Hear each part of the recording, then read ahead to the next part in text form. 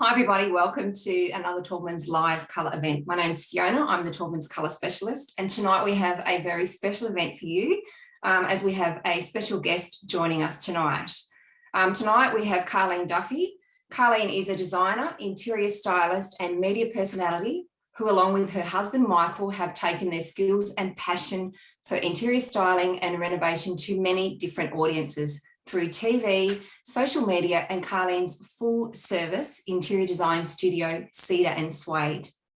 Carlene and Michael are proud ambassadors for Taubmans and Colorsmith, recently releasing a Colorsmith masterclass where Carlene showcased how she used Colorsmith to create unique and personal colours for 3 very different bedrooms. They are also working with White Knight Products to undertake their new vintage van renovation, which we will see later in the year. So thank you very much for joining us this evening, Carlene. Very exciting to have you with us. Thanks for having me. I'll talk colour until the cows come home. So very happy to be chatting. Awesome. Same here. So I think tonight's going to be lots of fun. So let's start. We're going to sort of explore how to navigate colour selections for your projects. So your colour selections are quite emotive and really take into consideration the environment surrounding the home and complementing finishes. So where did this kind of inspiration come from? My inspiration is always drawn uniquely from the specifics of the property. So I always take into account the home's origins, so when it was built, or what sort of style it sort of evokes, as well as where the home is located.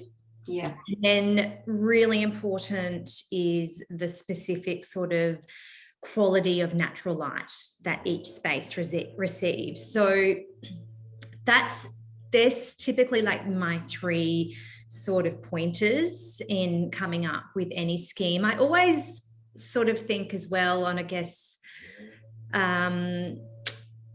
not as such a like pragmatic level. I always feel like a space sort of tells me what it wants. Yeah. And maybe it is those 3 things coming into play, but I really find it important to, really be in a space, which is why it's also important for, I guess, homeowners to really live in their space if they're planning on renovating.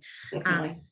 Or they may have done a new build and they may, want to live in their space for a little bit before putting colour on the walls. But I sort of think it's really important to sort of be in tune with your space and consider all those aspects. You also need to consider who lives in the space. That's really important. For example, I'm not sure, and this doesn't just apply to paint, but I'm not sure how people live with really, really white spaces. If they've got like young children, for example, like white sofas, and also I sort of think the space needs to be a little bit indicative of the personalities in the space. So there's sort of my pointers across the board in applying colour to any space. Yeah, I can so relate to that, and especially when you talk about creating colour for exterior. Like I love to draw on nature and inspiration and see sort of where the house or the dwelling that you're about to colour up sits within the environment, and drawing, from aspects around that home.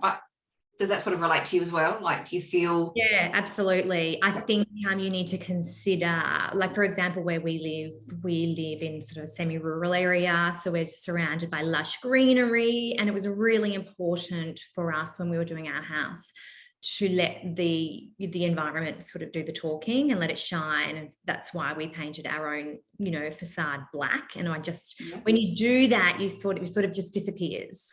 Yes. And on the contrary, I feel like more white spaces are better suited to maybe more coastal, maybe more urban environments. But yeah, that's actually just a key takeaway, I think, for anyone really on a practical level as well, because obviously if you live in the bush, a really white facade is going to get really grubby really quickly. Yes. So just on a practical level, but definitely in terms of aesthetics as well, I love actually a really dark facade in a So do I. location.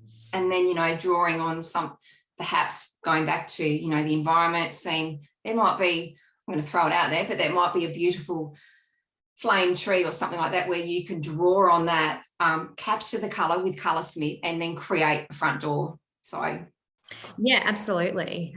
So that's, I mean, and it doesn't need to be, I don't always use Colorsmith to try and draw an exact match from a colour. I actually really manipulate the app in a way. I use it's got a function where it shows similar colours. yes. And it's always one of the similar colours that I end up choosing. I also like to, when you take a photo of like a piece of fabric or something, it's sort of in like the very first thing you do is, you know, move the cursor around in a way to, it sort of has different shades, throws up different shades. I really use that function a lot. So it doesn't necessarily need to be about trying to match a colour, but rather, you know, having that piece of inspiration and then drawing the colour out of it. Yeah, I totally agree. Right, let's move on to the next question. So we love, and I mean, I've watched all of them. I'm sure everybody else out there has as well. Look, we love your colour expertise shared not only with us at Taubmans, but through your channels like realestate.com.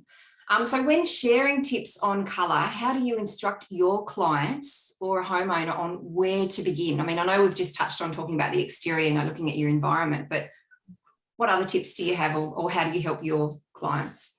Well, it's definitely those three markers. So the home's origins, its location, and its specific, you know, that specific quality of light.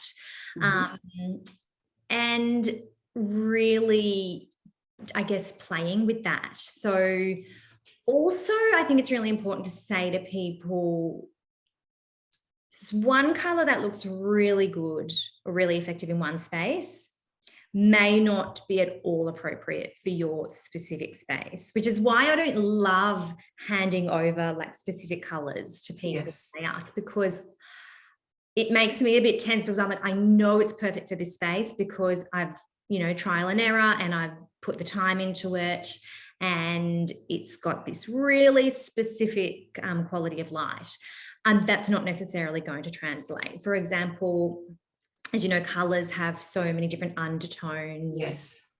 For example, I used a particular navy in a client's home, and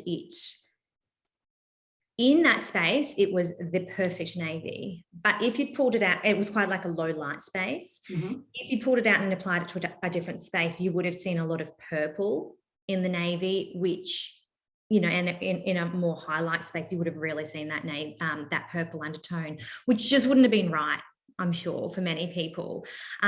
So it's definitely about being willing to play, taking a risk with colour, and sort of giving yourself permission to put combinations of colour together that you may not have necessarily seen before. I feel like we've got so much access now to design imagery and home interior imagery that it's almost, you're at risk of, you know, creating a space that's a bit homogenous. And I just think, I actually think colour's having a bit of a moment. I think people are finally taking more risks and being a bit more confident with their colour choices, probably like for the first time since the 80s, because, you know, the 90s and 2000s, it became very bland, and it almost, you know, design didn't even sort of have, it didn't sort of have an identity. Yes. I sort of feel like now more than, you know, for the first time in a long time, we're seeing colour again, and I'm loving that. So it is, I guess, about expanding where you seek inspiration from, expanding your resources. If it comes to Instagram, don't just follow the same sorts of design. You don't need to love, you know, a specific style to be able to draw inspiration from it. I you know, I follow people whose design I would never like apply in the same way, but it's not to say I can't take something from it. So it's really about, for a client,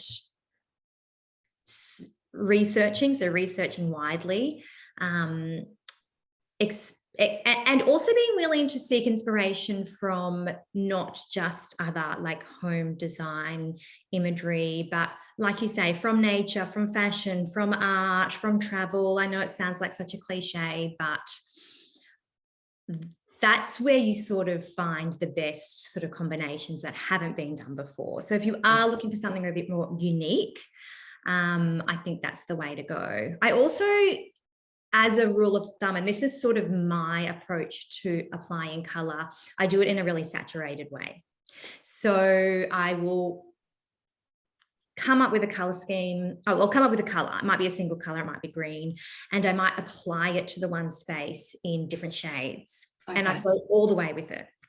So it might be forest green with a sage green with a little bit of khaki thrown in, and then I may bring in some tans or some timber, which I also think of as a color. When you're thinking of timber, you think of it as a color. And really going all the way with it, because often people are inclined to, they might choose a color and they want to, because they're a bit cautious about using color, they might put it on one wall. And what you end up doing in that case is creating really high contrast. So if you've got like this, forest green, like one wall in a space, you're creating a feature wall. But if it meets another wall, which is very white, which is typically what ends up happening, is you create really high contrast. So white is a color. I know it's not a color in the official sense, but it definitely is a color in application. So you need to consider, so when you're using color, you've got to go all the way with it in order to make it feel more sophisticated, and in order to not get sick of it, in order to sort of create some longevity out of it, in terms of, how you feel about it over a long period of time. And don't stop short and think, I'm just going to tone it down with white or tone it down with a neutral, because it doesn't happen that way. It's sort of counterintuitive. And it's even can be said the same for the ceiling, because most people want to put a white on the ceiling if they've got, color on their walls. But again, you can create sort of a high contrast by doing that, and that can be jarring. So I would say feel free to paint ceilings and or walls the one color, and you end up sort of with this, I guess, feeling cocooned by color, which is a nice feeling. It makes you feel, sort of creates a sense of homeliness and a sense of like calm. Yes. And that is my approach to color, is I want to feel calm in my space. So that's a very key takeaway, I would say, for people across the board. So can I just elaborate on that? So, that feeling of being cocooned, etc. For me, I automatically think of perhaps using that in a bedroom, obviously in a lounge room or a theatre room or something like that. Is there any other rooms that you would sort of use that, especially if you're using, a high saturation of colour or a really deep sort of colour, or, if you're going to apply that sort of principle, perhaps, let's say, in a kitchen environment or a dining room, would you lessen the intensity or the saturation of colour for a space like that? Or what's your take on it? Yeah, you definitely can. So, for example, you might have a navy blue kitchen, and you may then on the walls, rather than, carrying through the navy onto the walls, choose a much like lighter shade of blue, for example. Even like it might be even a bluey green, like a duck egg or something. Yes. And you might want to apply that to the walls. That's something I do a lot, is, if my joinery is one color, which is, typically deeper, I then lessen the strength. Yeah. And apply it to the walls. So that is definitely an approach you can take. Because when I say like saturate the space in color, that doesn't mean it needs to be a bold color. It might be like a really beautiful like greige or something, but I would just say make sure then you apply it to the whole space on all walls, so you're not creating that jarring effect. And I think that doing something like that with, you know, a lighter tone, if you like, can work really well in a small environment, because as you're saying, you know, where the ceiling meets the wall, you sort of, your eyes are not stopping there, your eyes looking up and over, which can create the illusion of more space. Yeah. So, and again, it's counterintuitive, but I would say if your ceilings are low, it's even more important to wrap the ceiling in the color, because again, like I said, if you don't and you go from a color to a white, then you're seeing that line. It's even more obvious when the ceilings are low. Yeah. I took that approach in my parents' house. The painters are always like, "Are you sure? Are you sure?" Yeah. I'm really sure. Yeah.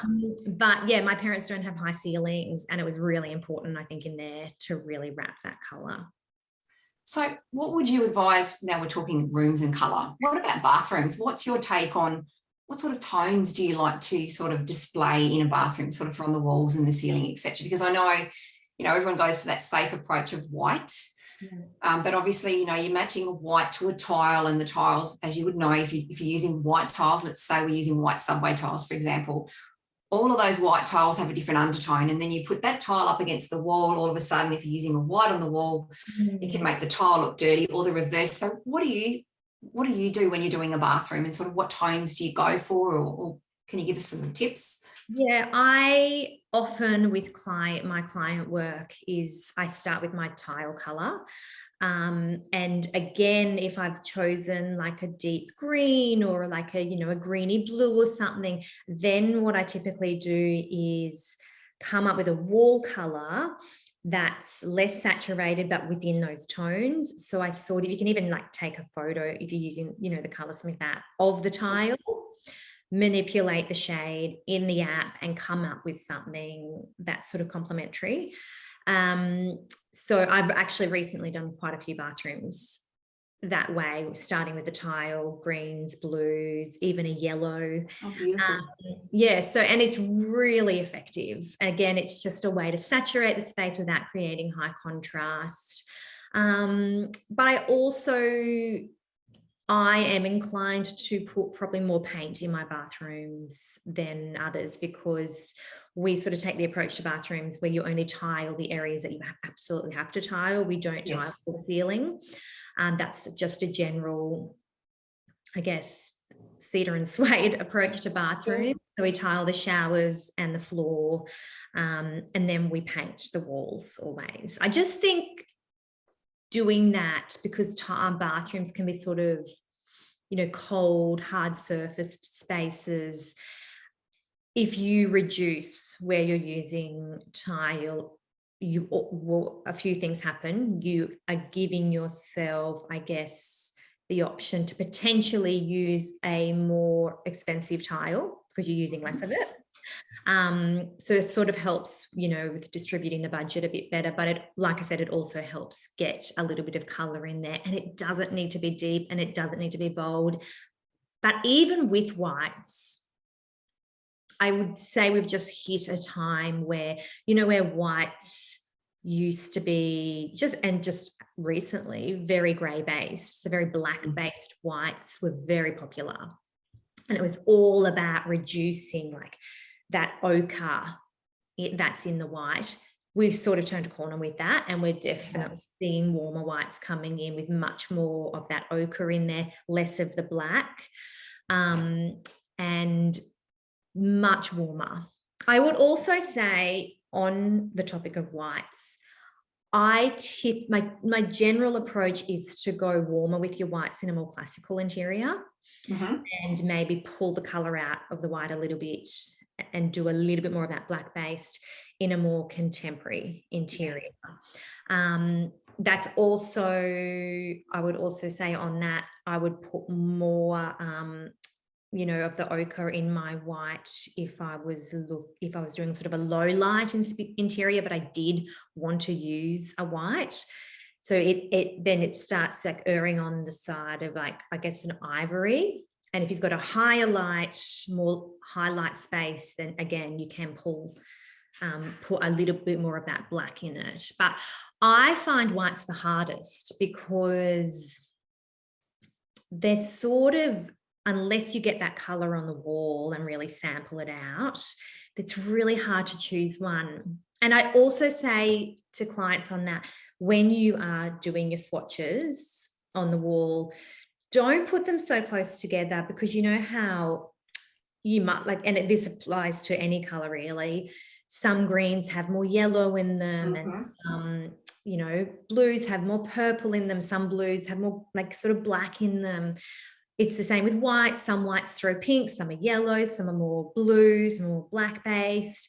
They may be that, you know, in their own right, they may be perfect for your space. When you put them up against each other, they start to throw more of a specific type of color.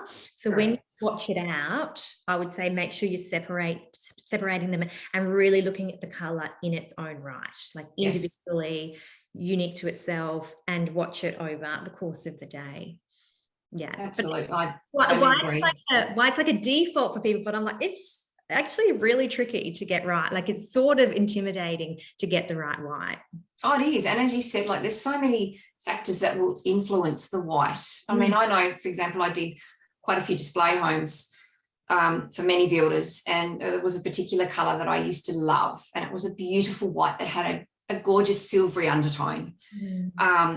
And I thought, right, I'm going to use this in my new house, in, you know, the house that we bought that we were renovating, put it in the lounge room, and it looked so dirty, and it was just so wrong, but yet it was my absolute favorite. You know, and obviously I knew sample it, pop it on a piece of cardboard, 1 meter by 1 meter, move it around the room, and I was so disappointed. I just couldn't get it to work. It looked perfect in the other areas, but because we had a lounge that was sort of sunken, it didn't get a lot of natural light. It looked really, really dirty. And I think that, you know, I know from being in store at a colour wall and talking to consumers, and quite often they'll say, oh, I've, you know, it looks, Jane's got this white and I put it in my house. It looks terrible. What am I doing wrong? And it's like, no, you need to factor in your lighting.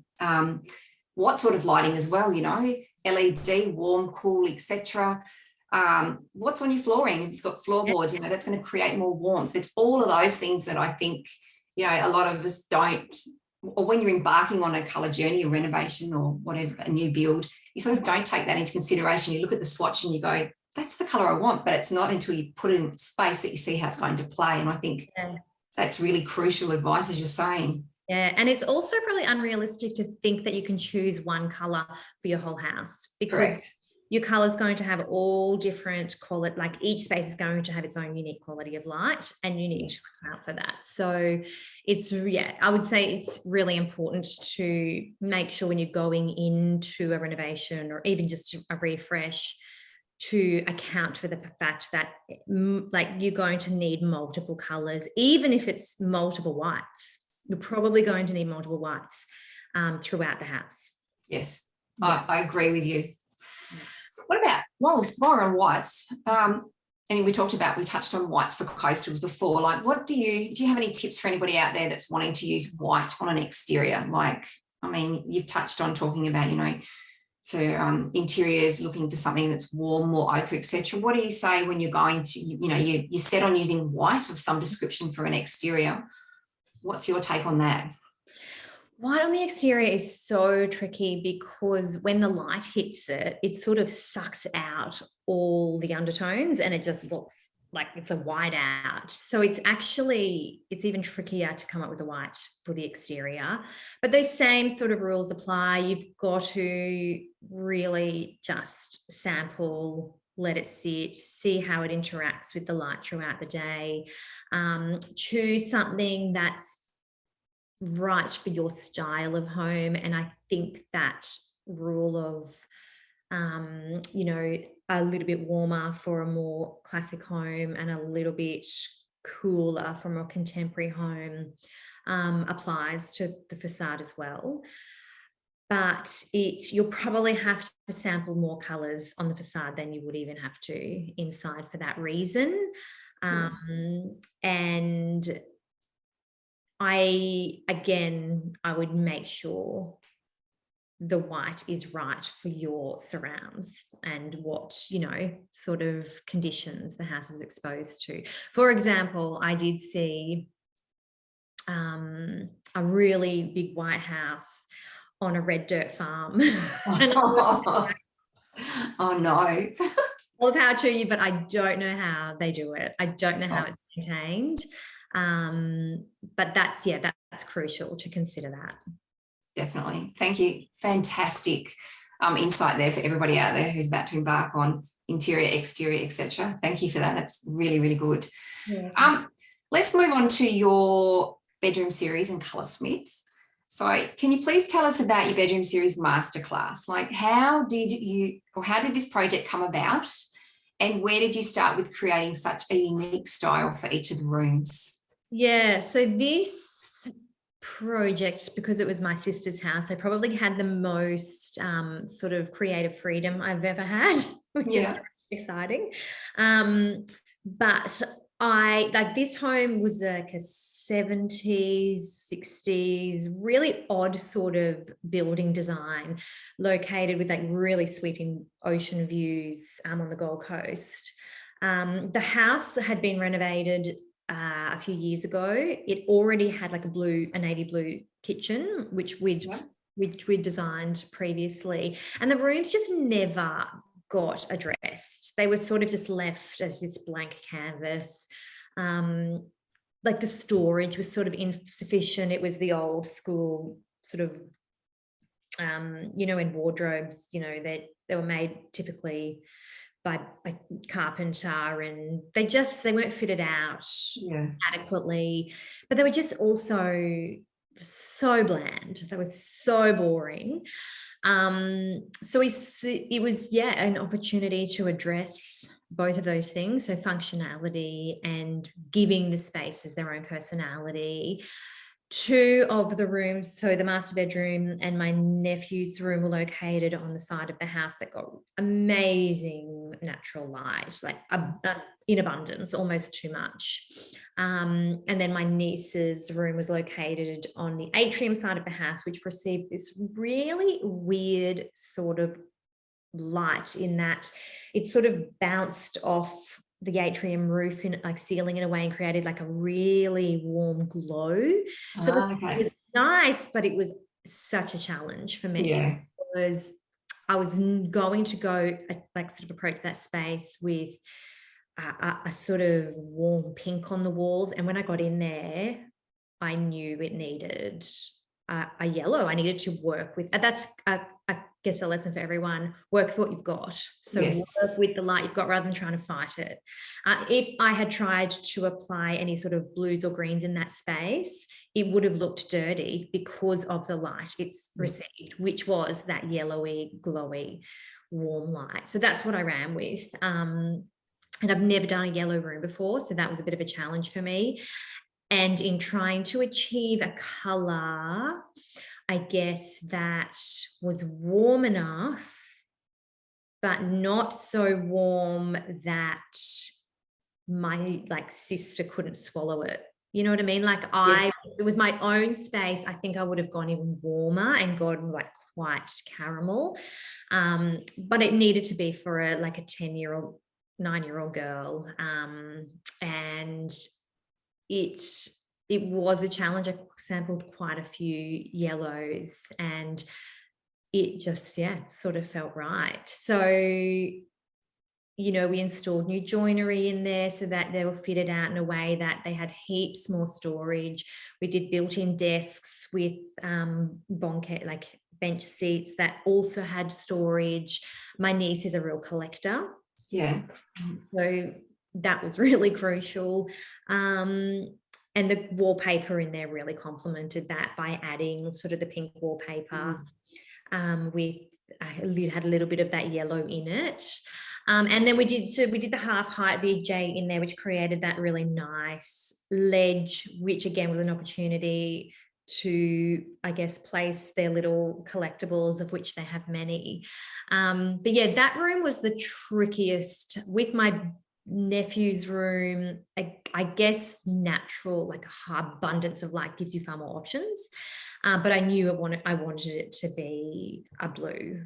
And again, it's my approach is to saturate the space, so I played with variations of that sort of powder blue which had like a real tinge, like a subtlest tinge of green undertones. And again, to complement that with the navies, which came through by the wallpaper and the bedspread.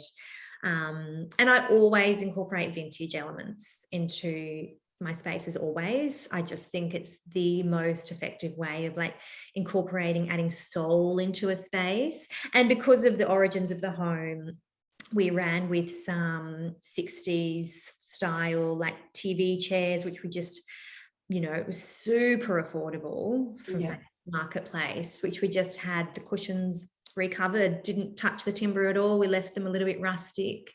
And then in my sister's and her husband's bedroom, I knew I wanted to do a navy, and my sister sort of led that specific color in that she'd sent me some reference images, which it was a navy with more green undertones in it. So that was helpful. It's sometimes nice to have a starting point. But I love that color that we used in that master bedroom. I'm fielding messages all the time. What's the color? But it's, again, adding the sort of the BJ paneling to the walls in all those spaces was, I guess, it's authentic to the origins of the home. That it adds that like a coastal element, but it also adds character and personality. So we wrapped all the walls in the color in all cases, and then that greeny blue in the master bedroom provided me a little bit more freedom in accenting the space, because I was able to draw sort of greens and blues, you know, in the bedspread, in the bench seat cushion, and carried that color through rather than just having. Sometimes I do like to play with sort of colors that they're sort of not necessarily easy to identify. I like sometimes that is it green, is it blue? Because again, it gives you so much more freedom to moody sort of undertone. I agree. But I was really happy with those spaces. They're gorgeous. Absolutely gorgeous. Where are we now? Okay, the next question. So how did Colorsmith really support colour selections for the bedroom to allow you to not only find the perfect colour for the space, but also have a personal connection to your niece, nephew and sister who'll be using the rooms? Well, it was just about having that option to be able to manipulate, you know, the shades within the app. With the master bedroom at my sister's, I was at the beach one day and it was just the most magical day, and it was white sand, and then it was, you know, the deeper color of the sand, and then it was every blue and green color of the ocean, and then the sky, and I was like, this is like the perfect combination of colors. So I would, you know, that was my inspiration. But and I did have an image that I'd taken that day that I was able to, you know, then take a photo of the ocean to come up. And then that was my starting point to manipulate the color for my sister's and her partner's bedroom. And I guess it was about trying to show them what they could have. So you sort of need to push the boundaries a little bit with people, because like my sister will tell you she has no imagination. So there's, you know, you sort of don't want to be limited to what their brief is. Not that I really had one with her. Just sort of like, do your thing, which was good. My nephew is the busiest kid you've ever met. He's 7, he plays footy, he surfs, he skates, he rides dirt bikes, and I sort of wanted the room to reflect that.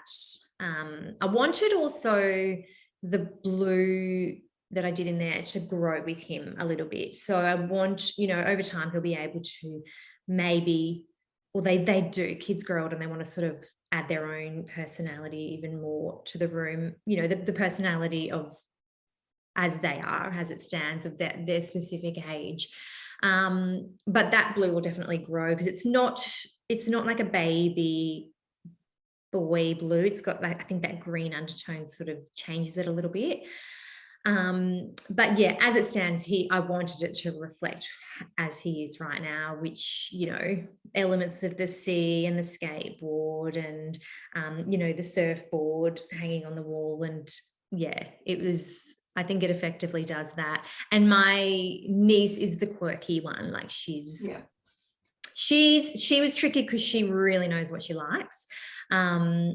So it was just about trying to find the balance with her, but I was surprised actually how quickly she was open to the yellow, because, you know, little girls can be quite definitive in what they like.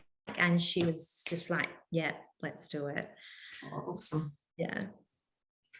It's pretty amazing that you can use, I guess, Colorsmith to capture, I guess, and bring emotions to life, because I mean, I really believe that colour is it evokes an emotion, and it is so personal. And that's, you know, my experience with Colorsmith is that it can capture all of that, and it can allow you to bring something that means something to you to life within your own space.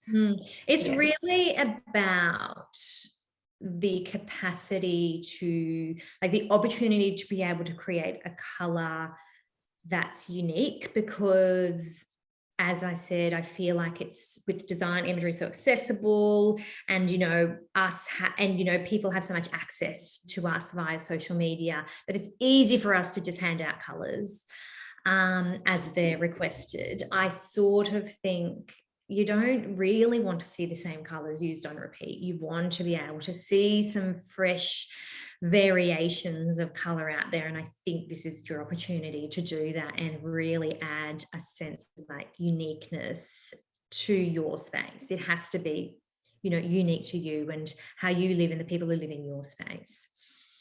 I agree, and I think that's, you know, that's the perfect interior, isn't it? It really is. Yeah. Really unique to you, unique to your family, how you live in your space. It captures everything. Yeah. Okay, let's move on to your van renovations. So we know that you and Michael have a passion for renovating caravans and giving them a second life. So how did this passion come about?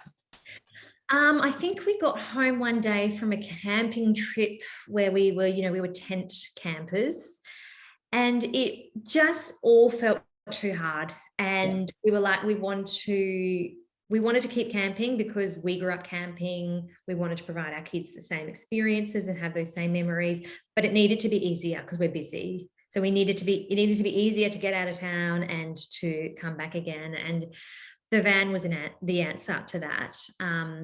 So we bought a 16-foot Millard Florida. That was our first one. And, you know, a vintage van was accessible. Buying a new van, you know, they're phenomenally expensive. A vintage van was accessible, and we're designers and renovators, so we wanted to be able to put our own spin on it. We wanted to create something that, you know, reflected our own, you know, values when it comes to design. So we've done 5 now. We're doing our 5th. So we're doing our 5th. We've had every length with 16-foot, 15-foot. We've got a 22-footer, 12-footer, and we're doing another 16-foot Viscount. And this new one, like we've always sort of, our approach to colour in the vans has been, you know, just sort of the 2 colours, like a white and then another more saturated colour. This one is very cool. It's a little bit of a departure from what we've done, in that we are doing we're eliminating white completely. So there'll be no white anywhere inside or out. And it's like a nudie sort of pink, without giving too much away, with more of a rose, sort of a burnt, sort of rosy sort of colour, side by side, and then accented just with timber. So we wanted to make it really warm, to feel sort of like a, you know, golden hour. That was sort of the inspiration. It's this one definitely is going to have more pattern in it. We've got a lot of fabric in terms of the curtains we're doing inside the van, and we've got like there's going to be much more the pattern we're including is much more, I would just bolder, you know, a combination of large scale and small scale pattern, and then just saturating the space inside with two colors, those same two colors. So it's looking in my head, it's looking very, yeah. So very excited to reveal that one to everyone. And then, the name for it is Goldie. Oh, I love it. Love it. Cannot wait to see it. Cannot wait to see those tones that you're using. It's going to be very, very exciting. I think that's pretty much concludes our session tonight. Look, I can't thank you enough, Carlene, what you've sort of, the inspiration that you're giving us all and all of our viewers out there, and certainly all of, you know, I love the fact that you saturate with colour and that you talk being confident with colour, because, you know, I sort of want to get that across as well, that you want to and commit to a colour. You know, if you're going to use it, own it, love it, you know. I think, you've given us so much insight, especially to, you know, talking about, because I know that when I'm hosting these sessions, a lot of the questions that we do get asked about allude to, you know, using white for interiors, using white for exterior. And you've certainly given us some fantastic tips for our users out there to help them when they are selecting. And certainly talking about Colorsmith, look, it's been fantastic. As I said, I can't thank you enough. It's been wonderful to have you with us on our session tonight. Is there anything you wanted to conclude with before we say goodbye? No, I think we've said it all. Thank you for having me. Like I said, I'll talk colours forever. It's my passion. So, anytime. Thank you very much. Thank you very much, Carlene. And thank you, everybody out there. We look forward to seeing you again next week. Thanks very much. Bye-bye.